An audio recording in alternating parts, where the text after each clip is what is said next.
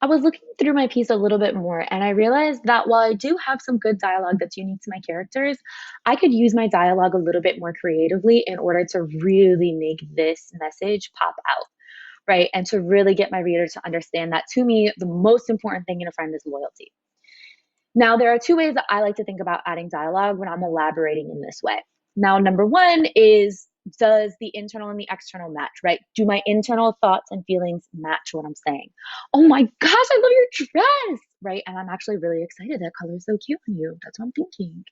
Or when the internal and external like don't really match. My inner feelings and thoughts are not matching what I'm saying and doing on the outside. That dress is really cute. Girl, what is that color? Right? Like you can really see we've been in those situations. And to have characters that are in those situations just helps the reader better understand and relate to the character and better get your message.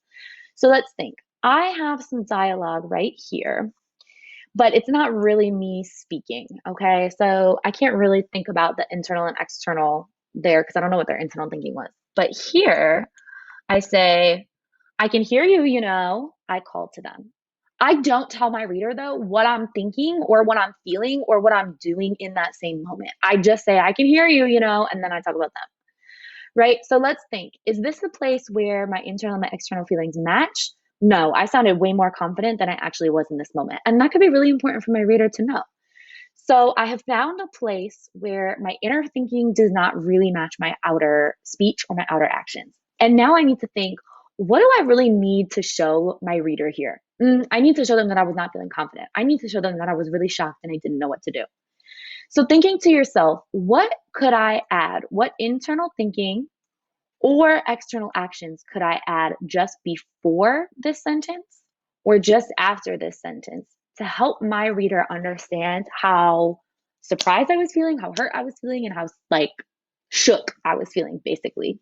What do you think? What I ended up adding was both before and after. My hands trembled and my heart raced. I didn't want to confront them, but I couldn't just let this happen. So you can see here that I have some actions. My hands are trembling. I have some internal thinking. My heart is racing. I didn't want to confront them, but I also couldn't just let this happen. And those things that show what's happening inside of my mind also now help my reader understand this was my friend, and I'm really surprised that she was not being loyal. This is really shaking me into my core, right? And now the other part that I'm noticing here, or that I added here, is I called out to them, surprised to hear that my voice didn't shake. In fact, it rang out clear and strong through the hallway. So now I'm telling my reader, even though I sounded really confident at this time, I wasn't feeling really confident. And that will probably help my reader relate to me. They want to keep interest, they want to stay interested in my story. And they're going to be more likely to understand that, like, not only is the most important thing in friend loyalty, but you also have to stand up for yourself,